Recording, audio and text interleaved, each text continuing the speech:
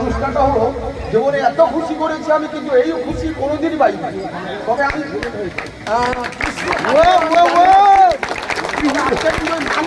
কৃষ্ণকে আমি দেখতে পেয়েছি, যার মধ্যে কৃষ্ণ আবির্ভাব হয়েছে, আমরা সেটা অনুভব করেছি। আমি বিশেষ করে অনুভব করেছি।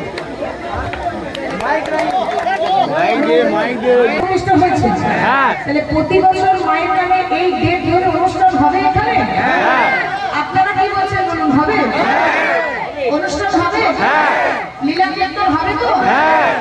আমার সমাজে আরো বড় বড় শিল্পীরা আসবে, কিন্তু মাথায় রাখবেন আপনাদিকে আর্থিক সহযোগিতাটা কমিটির কাছে করতে হবে, বুঝেছেন? সৌদা গ্রাম একত্রিত হয়ে প্রতি বছর যেন আমি শুনতে পাই